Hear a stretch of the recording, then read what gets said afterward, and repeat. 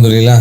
Bismillahirrahmanirrahim. Assalamualaikum warahmatullahi wabarakatuh. Waalaikumsalam warahmatullahi wabarakatuh. Alhamdulillah nih, saya nggak nyangka nih hari ini bisa kedatangan artis nih, Bang Giovanni ya. Assalamualaikum. Waalaikumsalam warahmatullahi wabarakatuh. Sehat ya Bang ya. Masyaallah, alhamdulillah sehat walafiat. Ini ada angin apa nih kok bisa mampir ke studio?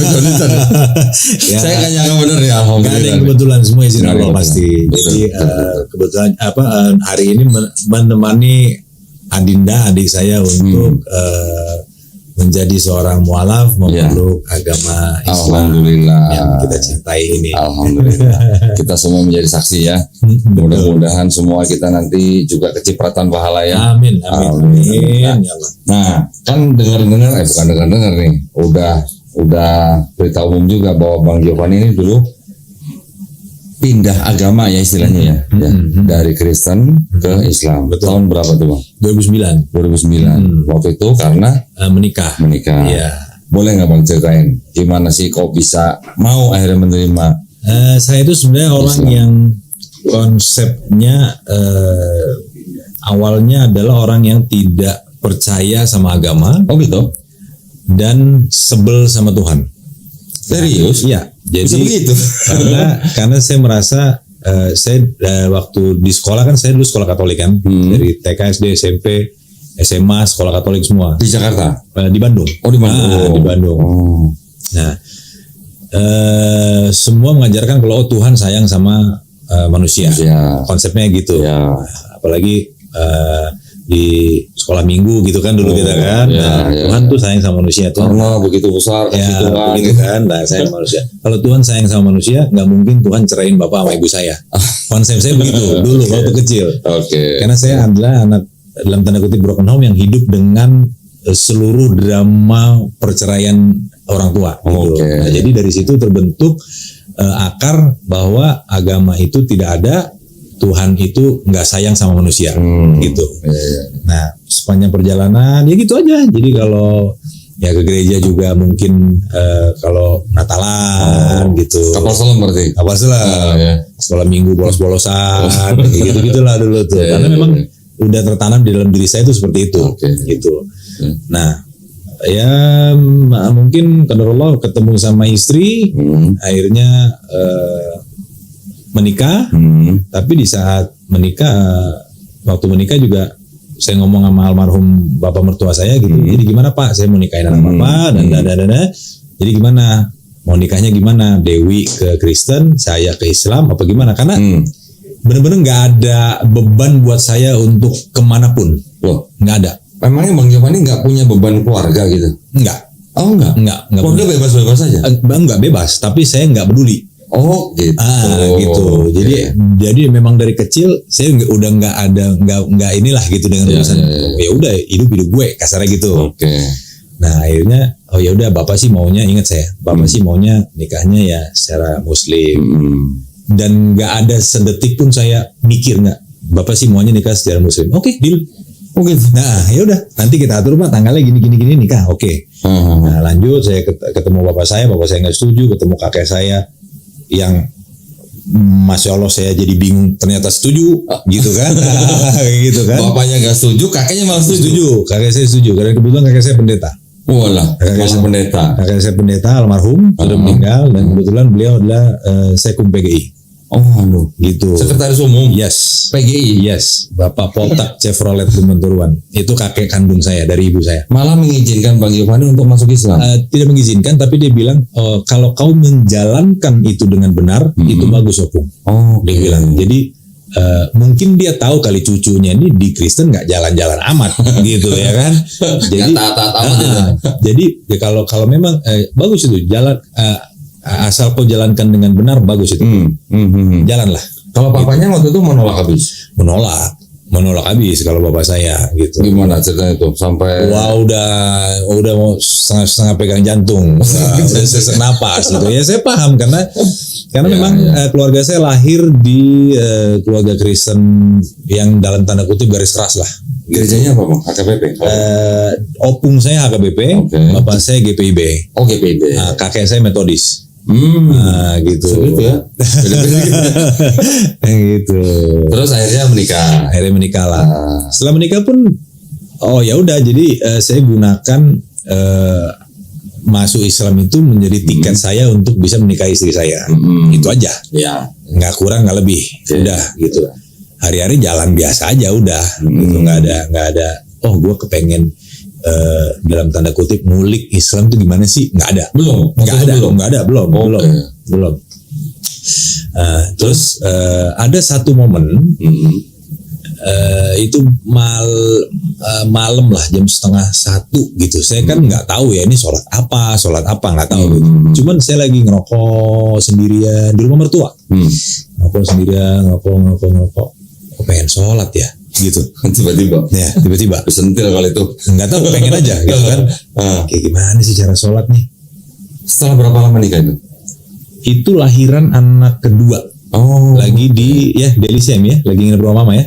Nah, lahiran anak kedua, lagi nginep rumah mertua itu. Ngerokok di teras gitu. Udah tidur semua, tinggal saya sendiri gitu. Saya juga nggak ngerti sholat apa jam 1:30 pagi kan gitu. Kalau sekarang ngerti tahajud. Ya. Nah, akhirnya coba-cobalah gitu. Ya. Wudhu saya nggak coba wudhu, nggak ngerti wudhu kan. Loh, jadi selama menikah belum belajar untuk sholatnya? Nggak ada, boleh tanya sama istri, nggak ada. Pokoknya saya tuh nggak percaya agama kok. Karena saya jadi begitu saya udah mengerti lah gitu, memahami bagaimana cara membaca literasi itu, saya baca tuh literasi dari mulai kenapa sih the history of God itu kenapa manusia beragama, kenapa manusia percaya Tuhan, lebih ke pemahaman kuno tentang agama lah gitu. Nah, jadi ya udah, gampangnya menurut saya gini, Tuhan nih presidennya, agama partainya, tinggal pilih partai mana. Kasarnya gitu dulu bukan sekarang, mohon maaf bukan sekarang gitu. Nah jadi menurut saya hanya sebatas itu. Nah begitu mau sholat, wudhu gimana ya wudhu?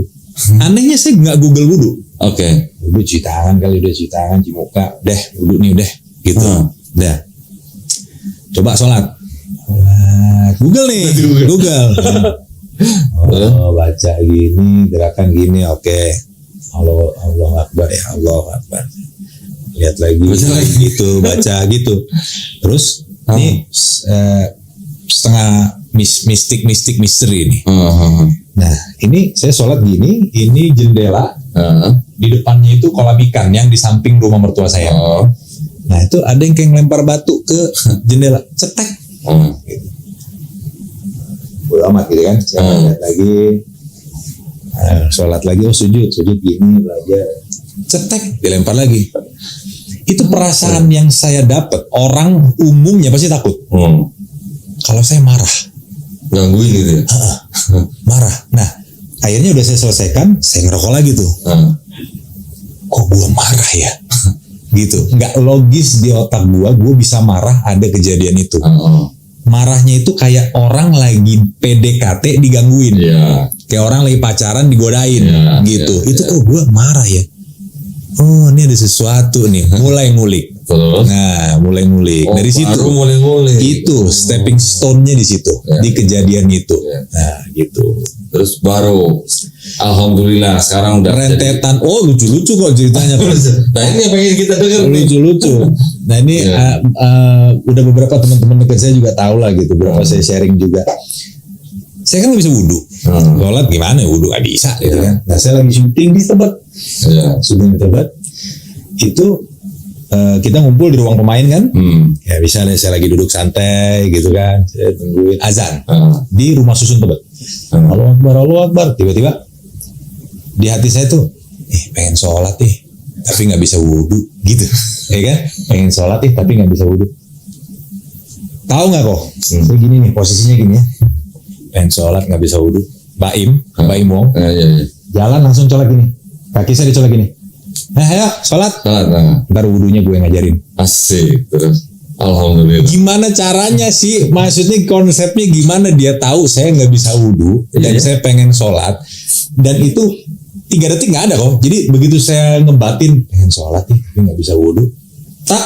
Ayo sholat sama gue, wudhunya gue ajarin. Gimana sih maksudnya?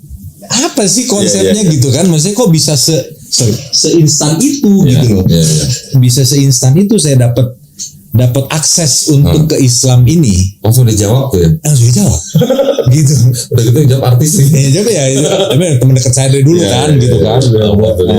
Kayak gitu. Jadi sebenarnya kalau ditanya yang ngajarin lo Islam siapa sih?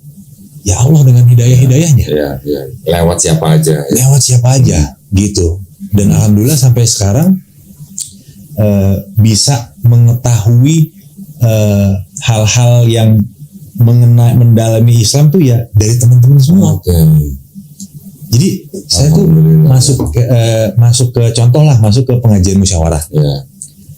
Itu saya nggak ada apa-apa kok. Saya tiba-tiba kangennya sama Dimas Seto. Lagi nungguin anak saya sekolah baru masuk kelas 1. Telepon bro, mana ya kita? Gini, gue lagi ini ngurusin beras apaan? Ini kita bagi-bagi beras, musyawarah. Lu sinilah bantu angkut beras. Iya, ayo gue mau. Kemana? Udah Sherlock dah, berangkat. Segampang itu Allah tuh kayak lu gua buka otak lu oke, lu ketemu sama ini ya, lu gua kasih lingkaran bagus ya di pengajian yang lu bisa amal, lu bisa apa, lu bisa sampai lu bisa punya rumah Quran musyawarah, kita bisa support santri yang bisa khatam Quran dan lain sebagainya. Segampang itu Allah kasih saya, gitu. Dan banyak hal yang menurut saya di luar logika saya sebagai manusia untuk mendapatkan sesuatu tentang Islam, gitu. Nah dari situ kan saya jadi bisa kajian, jadi bisa tahu ilmunya ini, ilmunya itu, kayak gitu-gitu. Keren. Kayak gitu-gitu. Terus kayak ada, jadi lucu-lucu kok itu kejadiannya itu lucu-lucu. Ada lagi wudhu, saya lama Lian Firman, pemain juga. Saya lagi syuting Saur Sepuh. Wudhu. Ada orang nanya sama dia, Mas, kalau PU tuh membantu umum. Di mana ya mau ngantar makanan? Dia wudhu aja terus. Mas mau tanya, nanya juga goblok kalau orang wudhu ditanya. Tapi kan saya nggak tahu gitu kan. Udah selesai wudhu. Ya Mas, kenapa? PU di sana Mas. Lurus aja ntar belok kiri gitu. Oh iya. Saya baru tahu. Oh kalau wudhu nggak boleh ngobrol. Gitu. Sebaiknya lah gitu ya. Sebaiknya jangan ngobrol. Nah saya sampai tahu kalau wudhu jangan ngobrol. Itu aja dikasih contoh gitu sama langsung praktek.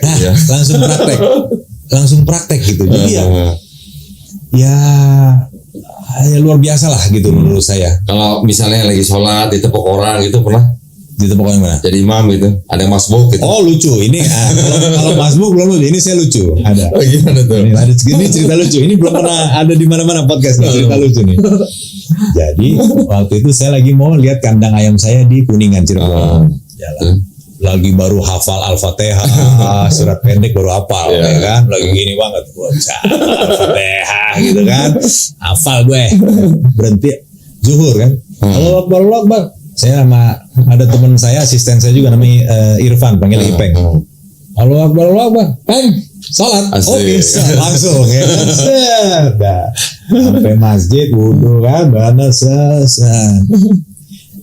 Terus karena datang duluan kan, maksudnya nggak tahu. Harusnya kan adabnya kita lihat dulu ada imam masjidnya nggak apa segala macam. Karena lagi ini begitu deh. Komat Peng. Ya kan bisa jadi imam kan. Udah di situ dari depan. Imamnya mungkin lagi wudhu. Ya kan. Habis muadzin azan tuh mungkin lagi wudhu atau apa. Komat. Komat kencang. Udah selesai komat. Baru pada datang, tapi karena saya udah di depan, ya kan udah di depan, udah mau nggak mau kan, zuhur nih ya, jangan lagi, ya guys, saya kan, Allahu Akbar, aduh, Bismillahirrahmanirrahim. Saya kencang banget kok. Namanya lagi kan nggak tahu kalau zuhur kan berarti pelan aja, pelan tipis gitu kan. Itu kencang saya baca. Alhamdulillahirabbil alamin arrahmanirrahim maliki. Kencang udah. Jadi begitu udah selesai kan, salam. Saya keluar masjid, dilihatin sama orang kan, ini aliran mana nih, mungkin begitu kali kan. Masih mending kalau aliran mana, kalau bilang ini agak apa nih. Agak apa nih gitu. Udah saya naik mobil kan, dikasih tahu masih Ipeng ini, Bang, kenapa sih gue diliatin orang katanya gitu kan. Dia bagus kan, mesti hafal gue udah bener dong. Asik. Kolanya udah bener dong nih, gue bilang gitu kan. Oh. Iya udah bener kan. Cuma Yur, kagak dikeluarin suaranya. Oh gitu? Iya, yang dikeluarin tuh cuma subuh, maghrib sama isya katanya. Astaga gue bilang. Nah, itu pun saya anggap sebagai apa tau gak? Pelajaran. Teguran Allah terhadap kesombongan saya. Iya. Oh lu sombong, lu baru bisa baca Al-Fatihah. Sombong. Gua kasih langsung gitu kan. Nah gitu. Gila, Jadi ya, gitu jadi ya kehidupan saya tuh dikasih Allah tuh langsung gitu loh. Langsung Instan gitu ya. Instan, ya instan pun enggak, tapi ya kadang-kadang instan, tapi kadang-kadang cepet gitu. Iya. Lebih ke situ. Nah itu kalau cerita sholat itu ada ceritanya. Wah, pokok orang terus begini tangannya. Nah, ini lebih ngeri nih. Ini seumur jalan. Dan zuhur di kampung itu kan 3 saf, Iya, 4 saf gitu kan. iya. Kita teriak kencang-kencang. Aduh, Pantesan diliatin orang ya. Pantesan pulang diliatin orang. Untuk gitu. nggak bisa foto. Ini nih imam yang sumurnya kencang. Ya itu salah satu cerita saya gitu. Iya. Jadi udah berapa tahun? Dari tahun berapa? Nah, 2009 udah 15 tahun. 15 tahun. Cuma ya memang masih banyak salah, masih banyak kurang, Ya. belajar juga kadang-kadang kemarin tuh beberapa bulan sholatnya masih kadang bolong, kadang ini. Tapi setiap bolong langsung bos kasih masalah. Oh lu bolong, gitu iya. Waduh. Kemarin ini baru-baru kejadiannya. Sama nih belum saya cerita ke siapa-siapa juga ini. Kemarin baru. Jadi intinya saya berapa bulan belakang ini sholat bolong-bolong. Oke semua jalan normal, duit banyak apa mulai bolong, ya kan? Biasa subuh autopilot, subuh alarm bisa nggak bangun. Oh, ntar dulu, kan? Ya kan? Bos gede langsung, kasih dulu nih, kasih tipis dulu. Kelabakan bingung, kan? Ada masalah nih kan? Gitu ya. Kelabakan bingung, cari sini jalan keluar nggak ketemu, sini jalan keluar nggak ketemu, sini jalan keluar nggak ketemu. Wah, udah sampai nggak bener nih, udah nggak bener nih, masalah banyak banget. Nggak ketemu, nggak bener nih, udah nih. Tidur tuh sampai nggak bisa tidur, tidur bangun. Oke. Kita kontak deh Mabes nih. Yang sholat. Iya kan. Subuh tak kita naik. Kebetulan alhamdulillah rumah saya ada rooftop di atas. Itu saya pakai saya rooftop, saya ke atas, saya keluar sejadah, sholat sunnah fajar. Habis itu saya sholat subuh. Saya sholat subuh. Itu kayak Allah tuh di depan saya tuh lagi sholat juga kan lo gitu. Itu bener kok, itu perasaannya tuh sampai saya bilang sama Allah tuh, ya Allah saya emang banyak salah, saya banyak dosa, tapi lihatlah ya Allah, setiap apapun yang saya lakukan, saya tuh selalu bilang Bismillah, saya selalu bilang Insya Allah, saya bilang gitu. Jadi saya tuh bergantung sama kamu ya Allah, sampai saya bilang gitu. Jadi di sujud saya tuh sampai bilang begitu tuh. Saya banyak salah, saya banyak dosa. Tapi kamu pasti lihat, saya selalu bilang Bismillah. Apapun, saya masuk scene aja kok. Masuk scene saya syuting, Bismillah. action, Bismillahirrahmanirrahim, masuk. Alhamdulillah. Cut, Alhamdulillah. Satu episode itu, misalnya saya ada 20 scene, satu scene bisa 3 kali take, berarti saya 60 kali Bismillah, 60 kali Alhamdulillah. Ya, Gitu. dalam kegiatan sehari. Dalam kegiatan sehari, misalnya satu episode ya. Nah, di sujud terakhir saya di subuh itu beberapa minggu lalu saya bilang itu. Saya bargaining lah sama Allah. Oke, saya salah, saya ngaku salah, minta ampun lah. Tapi tolong lihat, saya selalu bilang Bismillah, saya selalu bilang Insya Allah dalam keadaan apapun. Yang itu membuktikan ya Allah bahwa saya selalu menggantungkan hidup saya sama Allah. Ya kan? Ya, mohon maaf nih, kan kita sekarang nih semua sedang menikmati nikmat. Ya kan, yang diberikan Allah SWT. Cuman kadang-kadang kan kita karena sibuk, lupa dan segala macam. Betul. Kalau tadi Bang Giovanni bilang ada sholat yang bolong, sebenarnya bisa ditambal Bang. Betul. Nah, bisa dengan qadha, bisa juga disempurnakan nanti dengan sholat rawatib atau sholat sunnah. Betul. Itulah kenapa Allah nyentil saja itu, karena saya tahu itu bisa dikodok dan saya tidak lakukan. Itu kadang-kadang saya juga kalau ke kandang sama istri gitu kan, ya nanti aja kodok gitu. Kadang-kadang tapi saya lakukan. Nah belakang ini saya nggak lakukan nih. Oh lu kemarin kodok udah gue kasih fur, nih kodok lu nggak juga. Nah, kasarnya gitu. Jadi ya emang kita gue kadang-kadang juga kalau lagi perjalanan jauh gitu ya. Saya rapel lah gitu kan. Kalau perjalanan jauh kan kita dikasih kemudahan. Betul. Ada jamaah kosong. Di perpendek. Iya gitu. Nah itu saya lakukan. Kadang-kadang saya jamak di rest area itu saya lakukan. Nah ini saya nggak lakukan. Gitu. Jadi beberapa minggu ini saya nggak lakukan nih. Itu benar-benar bolong gitu ya. Bolong. Dan saya tahu bisa dikodok gitu. Tapi saya nggak kodok gitu. Even kayak subuh begitu kebangun sebenarnya kan kebangun, telat, langsung wudhu, langsung sholat, ya nggak apa-apa. Namanya kan kita ketiduran atau mungkin pulang syuting jam 1:30 pagi gitu apa segala macam. Itu nggak saya lakukan. Itu kayak gitu loh ceritanya. Ya, mudah-mudahan banyak sih cerita-cerita ajaib gitu aja. Yang penting kita terus ingat ya. Karena gini nih, kita sharing nih ya. Ya. Otak manusia itu kan butuh darah dan oksigen. Betul. Yang rutin. Betul. Kalau otak dan oksigen ke otak kita kurang, otomatis kita pasti kurang tenang. Betul. Kurang bersyukur. Biasanya. Gerabak kerubuk istilahnya. Karena walaupun di otak kita ada darah dan oksigen, tapi nggak semuanya bisa terpenuhi. Artinya nggak sampai ke atas, bagian paling atas. Untuk bisa mencapai paling atas itu kita perlu sujud. Betul. Itu sebenarnya kuncinya. Betul. Kalau kita pengen diri kita tenang, pengen diri kita bersyukur, selalu ingat Allah, caranya dengan sujud. Makanya itu perintah sholat. Betul. Sebenarnya sih simpel ya sebenarnya. Betul. Cuma kadang-kadang kita terlalu sibuk memikirkan yang lain, mungkin jadi antar dulu. Benar. Itu yang malah menghambat kita jadi lupa. Nah, ini juga pesan saya gitu ya, untuk apalagi kayak buat adik saya gitu ya. Sholat itu menurut pengalaman saya later become never. Jadi kalau lu ntar pasti nggak jadi. Iya. Gitu. Jadi mendingan Allahu Akbar, gas. Langsung. Udah berapa lama sih sholat? Gitu. Lagian sholat kan nggak lama ya? Iya. Hah? Kan cuma sebentar doang. Sebentar kok. Kan udah mati juga nggak sholat ya? Iya makanya. Iya. Bener gitu ya. Ibaratnya kan gitu ya. Iya bener. Alhamdulillah. Saya udah nggak berani gitu ya. Nggak berani. Anak-anak masih ada. Anak Alhamdulillah 4 anak, 1 laki-laki 3 perempuan. Ini si kecil juga keren nih. Karena dia habis sholat juga udah bisa baca doa nih ya. Keren. Lucu dia kalau ketinggalan sholat nangis. Sampai nangis. Iya. Bisa begitu ya. Alhamdulillah. Ya. Bang Giovanni, terima kasih banyak. Terima kasih. Mudah-mudahan kita semuanya dilindungi dari rahmat Allah SWT. Iya. Hari ini Bang Giovanni sudah menjadi saksi adanya memeluk Islam. Iya. Sebuah kebahagiaan keluarga yang nggak bisa dibayangin ya. Nggak bisa. Saya mau pesan juga sama adik saya ini.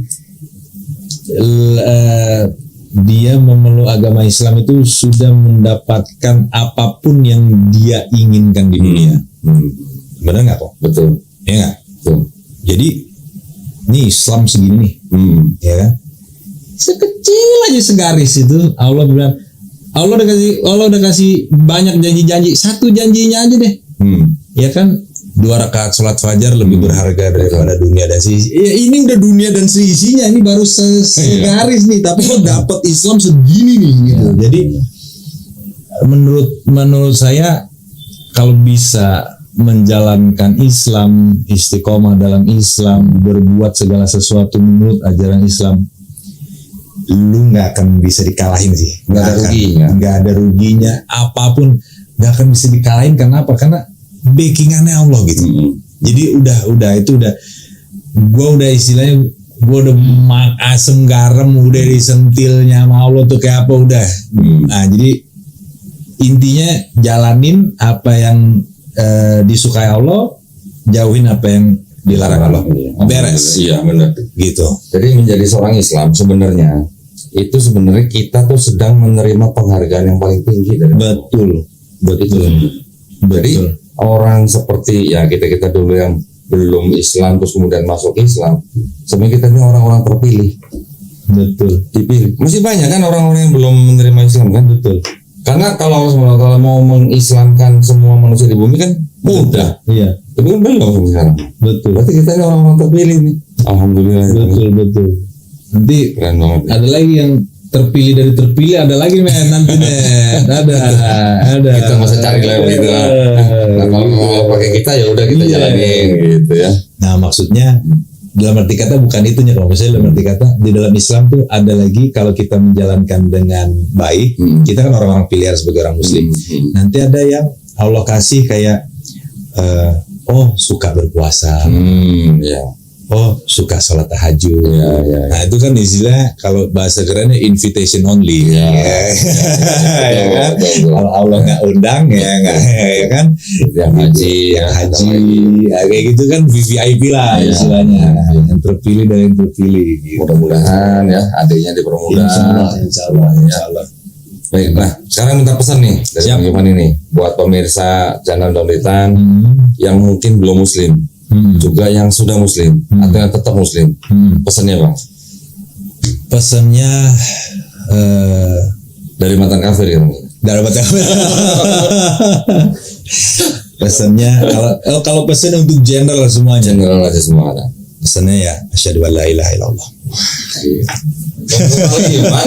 Satu kali kalau banget ya. Pesannya itu. Keren. Alhamdulillah kalau gitu terima kasih banyak Bang Giovanni ya. Sayang kita belum bisa ngobrol lama-lama. Iya. Ini lagi padat. Nanti kita ngobrol lagi insya Allah. Iya, Kalau nih. Allah ada. Ini udah ada yang ngantri lagi masih ada nih. Siap. Alhamdulillah. Siap. Saya juga doakan Iya. semoga aku sehat terus. Amin. Bisa menjadi jembatan lah Amin. untuk agama kita yang luar biasa ini. Insya Allah. Ya sekali lagi terima kasih banyak Bang Siap. Giovanni, buat para pemirsa terima kasih juga perhatiannya.